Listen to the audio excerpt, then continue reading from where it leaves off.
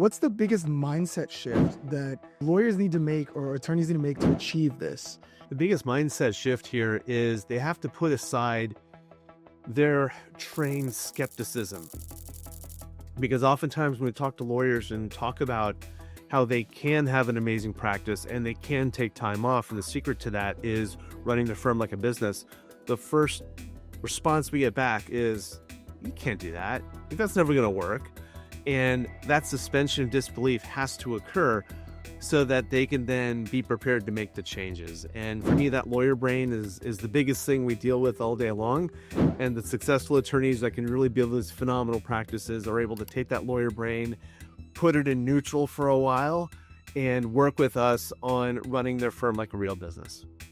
No, absolutely. And I think it goes back to that. You think that no matter what you're giving, like if you're giving like 100% in theory, that you could always give 110 or 105. And sometimes it's hard to find that balance. And I think that's definitely part of what you're doing right there.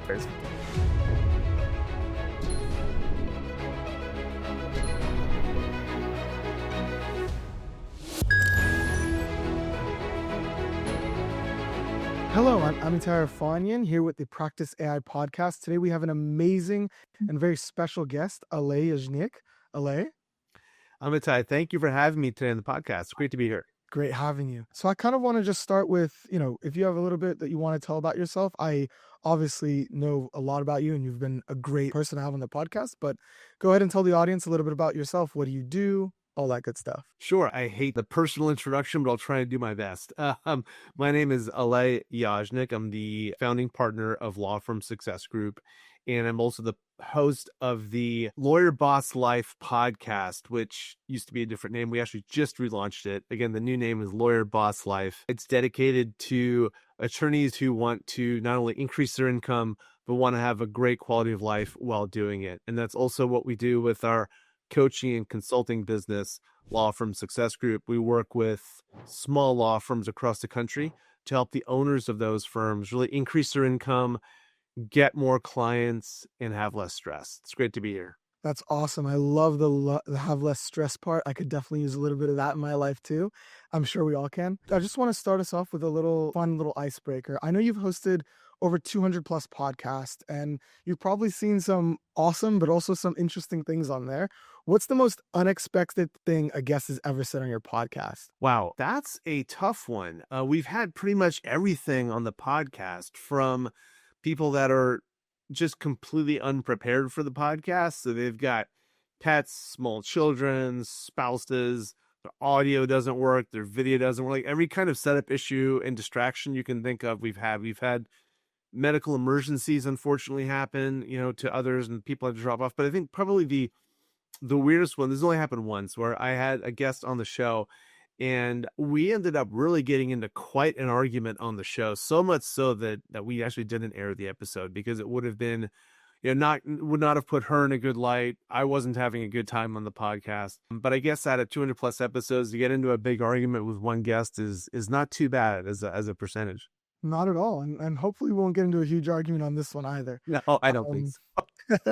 So I know you're not a lawyer, but you've coached hundreds of lawyers, as I'm sure. So how is Silicon Valley, how has that background kind of shaped the way that you help law firm owners grow and scale? That's a great question. Thank you for asking that. It's, I think, a big part of why I work so well with law firms. It's because I'm not a lawyer.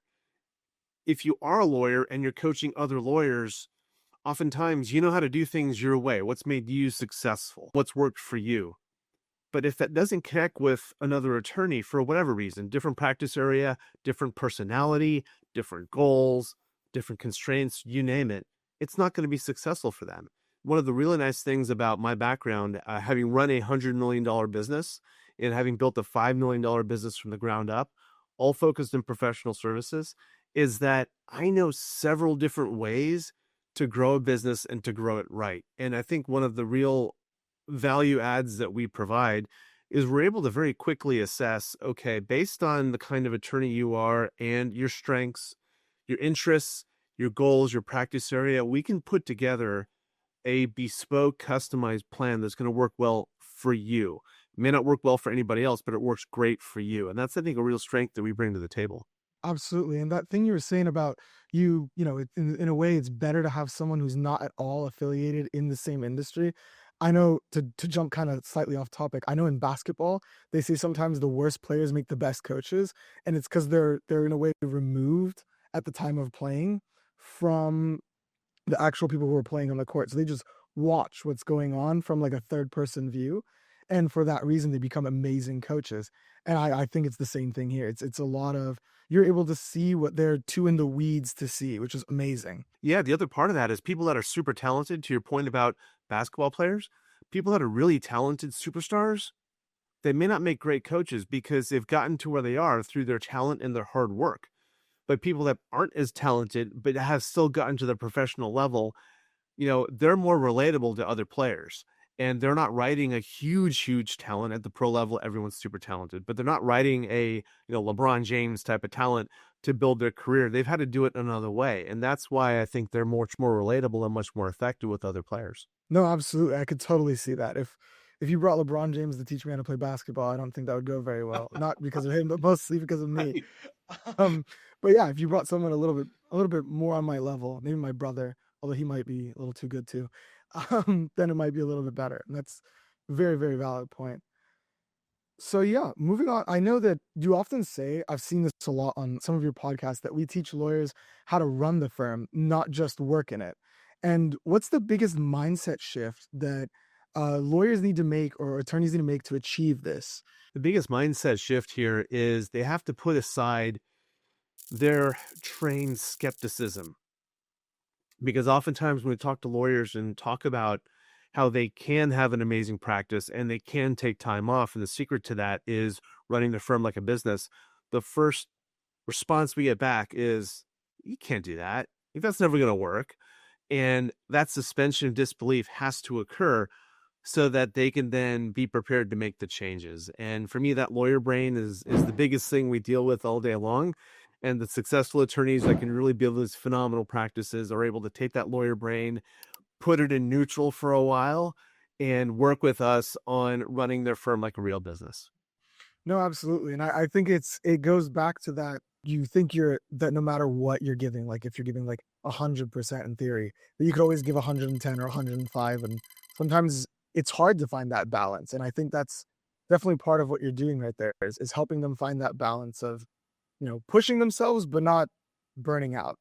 And I think that's a huge problem, not just in law, but also in the software field where I'm from, where you've come from. It's a big thing. Yeah, it sure is. Lawyers, doctors, software engineers, right? All these professions where we're craftspeople and we work on our specific area of expertise and we're very, very good at it. And so naturally, when you want to solve a problem, what do? Well, we just focus more on doing a better job. And that means focusing more on our craft and spending more time practicing and spending more time in the firm. But that's only going to get you so far, and it's not going to lead to an amazing quality of life. One of the best things you can do for yourself is to say, you know what, I'm going to put some limits. I'm only going to work 40, 50 hours a week in my practice. And the rest of the time, I'm going to do something else, because that's going to force me in that 40 to 50 hours a week to not solve problems by working harder, but to solve problems by working smarter. And when we can do that, then really great stuff Absolutely. starts to happen. No, absolutely. It's definitely a work smarter, not harder mentality. And I feel like I'm sure you've heard this before, but as programmers, we always suffer from like a not invented here issue. We we want to build out every little thing. And sometimes you need to figure out, you know what? No, I can't build everything. Partner up with this guy and use their service as opposed to building it myself. And if you limit yourself to 40 hours a week, like you're saying, even completely outside of law, I could see it completely like changing the way you work. Because if I limited myself to 40 hours a week, I'm sure that I would choose to partner up on a lot of things rather than build it in-house. But and I'm sure that's not just me. It's a lot of people in the software industry, I'm sure would benefit from that as well. I've seen that a couple of your clients are mostly solo and small firm owners. What are some of the most common mental roadblocks holding them back from growth that you would say is different from like a mid-size law firm or law group? Sure. We see this a lot where an attorney who's very successful at a larger law firm says, you know what, I'm actually not making a lot of what I bill. Most of what I bill is being kept by the firm. I'm getting a small amount. But what if I went out on my own? Then I can keep more or all of what I bill. I'll make a lot more money. I won't have to work as hard. We don't have to deal with the politics. Like things are going to be great. You can see where I'm going with this, right, Amitai? Oh, absolutely. The Yep. grass is So always greener. yeah, so when they leave, they start their own firm. Now they're wearing all these different hats, and they've got to do the billing, and they've got to hire people, and they've got to put a practice management system in place. They're their own IT person. They're answering the phones. All the support systems are gone, and it just hangs on them. And the biggest way to address that is to get some help, but help takes time to put in place and it costs money. And probably the biggest challenge we have with attorneys who are in that, I have a law firm, the owner of a small law firm mindset that's different is they don't have the capital or the time to really invest in growth. So when they do, it's a huge risk. And getting past that risk is really, really challenging. It's not something really that mid-size or larger firms have. It's unique to small firms, that high level of risk by just hiring somebody. It's real, totally get it, and it's hard to overcome, but it has to be overcome. No, absolutely. It's almost like it's perfectly akin to running a software startup. It's the exact same, we don't have this because we're not in the perfect situation to hire someone or buy something. So you know, our software engineer is doing all of our DevOps or whatever. Yeah, And yeah, you end up wearing a lot of hats. And I feel like it's one of those things where you just kind of have to keep thinking about the light at the end of the tunnel and keep almost digging towards it. And eventually you pop out the other side. that's a great way of thinking about it because you can't outsource everything all at once. You've got to invest the time. You got to work really hard, wear a bunch of hats, but then you can start to peel those hats off one at a time. And then you earn the right to peel off the next hat. And as those hats start to go off and you start to bring on services, you bring on part-time employees, maybe you bring on a VA, maybe you bring on an associate attorney, things start to change. And it does take time, but like you said, if you're always working towards a vision that you have for your firm, it's going to take small steps to get there, but you can do it bit by bit. Absolutely. And I'm sure honestly it obviously sounds easier than it is on a podcast and all, but have you ever met anybody who's like afraid to take off those hats once they've collected them all? It's almost like a achievement or an award where they have all these different hats, and then now peeling one off or peeling two off has become the reverse of the problem. Now they don't want to let it go. How do you combat that? Yeah, I haven't seen it specifically like that for law firms and lawyers. What I have seen is something very, very similar, which is lawyers really, really take their work product super seriously. I mean, they understand the stakes. They know that the work they do for their clients is probably the most important thing happening in their client's life. If they're working for a business, it could be a make or break thing for the business. There's big stakes here. And so they take their work product very seriously. One of the biggest challenges an attorney has is delegating some of that work product to somebody else, whether it's an associate or a contract attorney or a paralegal. Anything where they have to delegate some of their work product to somebody else can be a real challenge for them, and rightly so. And it sometimes takes us, not just weeks, but actually months of working with them to build up that trust between them and their team so that they can delegate more while still preserving the quality of their work product. Absolutely. That was actually one of our challenges starting up at Practice AI was, building that trust between us and the attorneys or even the case managers and the paralegals that, yeah, it's okay. You can hand this machine, your medical records for your client, and it's gonna summarize it and it's gonna be accurate. And your client's data is safe and it's not gonna pop up on like, you know, the news the next morning and say that this information was leaked. And that was a big challenge. But I think, over time it takes a little bit of adjusting on their end and also a little bit of adjusting on our end of, how can we better assure our clients who are attorneys like that we're going to handle all of your data with care and actually give you a really valuable work product. And obviously everybody first is still going to like go through and analyze every little thing and make sure that all the, T's are crossed and the I's are dotted. But after a few times of doing that, as I'm sure it is when they hand off that work product to some other person, they get more into the habit of, yeah, other people are going to do it and they're going to help me and it's going to save time and it's actually for the better because now I get to relax a little bit and maybe have a drink by the beach one day. Yeah.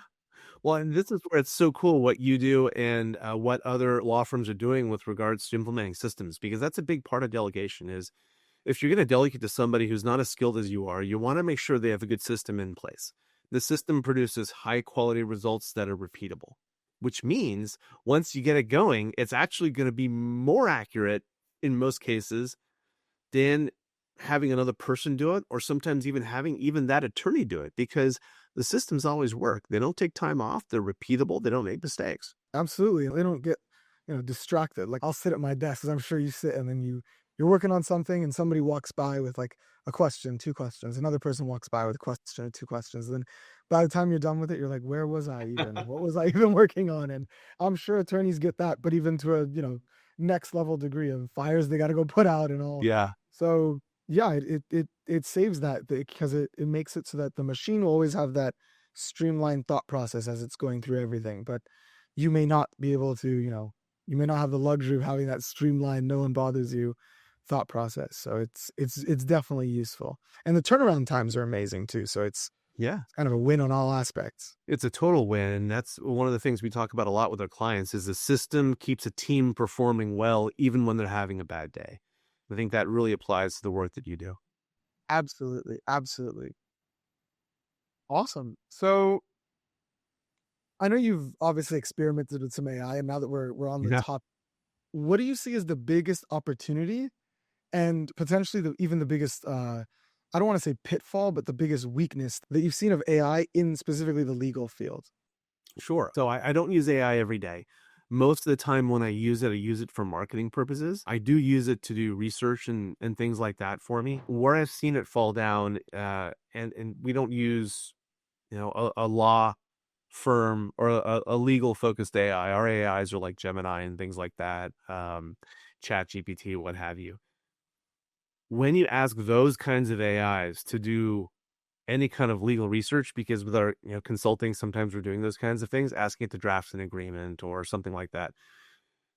Sometimes the product is really good, sometimes it's not, and the problem is there's no level of reassurance that it gives you. And what I mean by that is that those text-based AIs, they kind of follow the same format that we've all followed using internet searches, right? You just type into Google what you want, and then it gives you internet searches, and you take that as pretty much truthful, right? You click on a link, you read it, okay, well, that makes sense, and then you go on. The chat is done the exact same way. You type in your results, or you type in your query, you get a result, and it doesn't say, I'm not sure about this, or I made some assumptions here, or you might want to double check this because I really had to pull a couple things together. No, it just says, here it is. Boom, boom, boom, boom, boom. And so unless you are willing to say, yeah, that's what it says, but I'm going to double check everything because it might be wrong, we really have a tendency to take that at face value and just say, yep, it's 100% correct. I'm just going to take it and use it. And right now, there are so many law firms that are getting sued because they made that mistake of not double checking closely. So if it's something substantive, you got to double check it. If it's something marketing related, maybe not as important. Although you were asking me about one of the challenges I see. It's so easy to create marketing now. Now everyone's just going to be populating all sorts of blogs and articles and LinkedIn posts and you name it. And so I get worried that the really good stuff's going to get lost in all the AI generated noise. Oh, absolutely. I was working on a small side project where, depending on who loaded my page, so for example, if I could pull via cookies the person who loaded my page, I pulled their LinkedIn, find out they're an attorney. I could restructure and rewrite my entire website solely for that attorney. And then if somebody else loaded my page, and let's say they were like a doctor, I would restructure and rewrite the entire website for a doctor. And I'd gotten the thing to do it, albeit it was still slow, but that's everything at the start. It took maybe a second extra to load the page, but I was able to completely craft it to who had just loaded my page. And I was thinking to myself, oh my gosh, like it's an incredibly like insane marketing asset, but at the same time, all of it's kind of there's more real like thought or creativity or ingenuity coming into marketing. It's been kind of eaten up by these machines and it's good, but it does have its drawbacks, like you mentioned. It's not perfect. Yeah, for sure not. But it is the way of the future. And like I say, Absolutely. we use AI every day at Law Firm Success Group, and it's been a great tool for us. No, absolutely. And to the point you were mentioning about checking all those facts, that was a huge challenge for us as well. Because, we trained this entire model and got this awesome, tool that would produce demand letters. And even through all of our training and everything, when we were still in our testing phase before anybody had ever seen it on the in the real world, we still had it coming up with like its own laws. And there was no real way of like completely removing that. So we had to go out and build out this entirely kind of invent this entirely new system to sit on top of that to then fact check it and say, you know, that law doesn't exist. I wasn't able to find that anywhere. Go back and redo what you were doing, which, you know, saves our clients a lot of time, but it goes back to say that, you know, you can't just use every off-the-shelf tool for everything. It's unless you want to fact check everything, which I doubt any attorney wants to do all day. But you've built an awesome tool that does that, which is really, really cool. Thank you. Yeah, yeah. It was, you know, it was a challenge, but it's gotten very far from where we started, and I'm very proud of it, as I'm sure the rest of the team is too. So now that we've gone on over the drawbacks and some of the like great points of AI, how do you actually coach attorneys on how to make a software choice? Because you know, you could build a pros and cons table, as I'm sure everybody probably does. Right. But is there another level above that, or something that you give them to make a better or more clear decision? Yeah, what we typically do is, and it's typically in one of our coaching sessions, if they're looking at putting in a new piece of software or they're unhappy with their current software, we'll help them build out, I thought you're familiar with this, a requirements document, and that will include use cases as part of that. And they've typically not gone through that. And if you're listening to the podcast, you're not familiar with what I'm talking about. What a lot of businesses do when they're looking to buy some software, they're talking to, 10 different software companies, and they all sound great and they all sound the same, and you kind of lose track over who says what, especially when you get to software number 9. You're hard to remember what software number 1 was doing. So a requirements document is something you do up front where you basically say, okay, this is what we want it to do. This is a must do. It would be great if it did it, and this is a nice to do, or something like that. And you write out exactly what you want the thing to do. Use cases are taking it a step further where you say, for this specific situation, here's exactly what I want the software to do. So an example of that might be, we want the software to be able to take a prospective client, take their information, create an account on our web portal. We want them to be able to upload documents to us, download invoices, and pay online. That might be a rudimentary example of what a use case is. And so you can take that use case and take it to a software vendor and say, hey, do you do exactly this? If they say, yes, we do, great. If they say, well, we do most of this, but that little part there we don't do, now you might have a potential problem if you move forward with them. So trying to helps avoid the devil in the details problem a little bit. Absolutely, and it's honestly the document ends up becoming a lot larger than what you originally think, and I think it's like a living document, if you will, because you'll go to that first guy and you'll talk to them, and then by the time you get to the fifth, you know, piece of software that you're quote unquote interviewing, you know, you've come up with another 8 features that you didn't know you needed, but now that guy had it, so you think you need it, and you add it all to the list. And honestly, it's a learning process, It is. and the whole point I'm trying to make is that it constantly grows, and not to be scared of that, because I used to be scared of that a lot, because I'd be like, oh well, I should only care about the top 20 things because I came up with the top 20 things. But no, actually, those next 5 or 6, these companies have been in the business for a while. They kind of know what you're about to hit before you've hit it. So it's definitely useful, and keep adding to the list is very important. That sounds really overwhelming and you're just looking to get something going and you're listening to this podcast. Really easy thing to do. Talk to other attorneys in your practice area. Ask them what software they use and ask them what they like about it and what they don't like about it. That's the shortcut way to doing a lot of this. Is if you get back, let's say you talk to 5 people and 4 out of the 5 pick one software and they all love it, it's probably going to work for you too. Absolutely. I do that in my own life with just the basic, like, picking which mouse to use. It's the simplest thing ever, but I asked another 4 of my programmer friends, "What mouse do you use?" Boom, this is the mouse I have now. So it works in a lot of things, not just software picking. But yeah, great point. As I kind of like come to a close here, what events are you currently working on? Are there any exciting things or events, promos, anything that we should know about that's going on with both you and the company? Sure. Thank you for asking. As I mentioned, we rebranded our podcast recently, and I now have a co-host, Chelsea Pagan, who is a lawyer, and she runs a very successful family law practice here in the Bay Area. And so both of us are doing the show together. It's brought a different energy, a different focus, and that's been great. And so the first episode actually dropped last week. and it's called Lawyer Boss Life. You can find it on YouTube. You can find it wherever you like podcasts. So that's been awesome.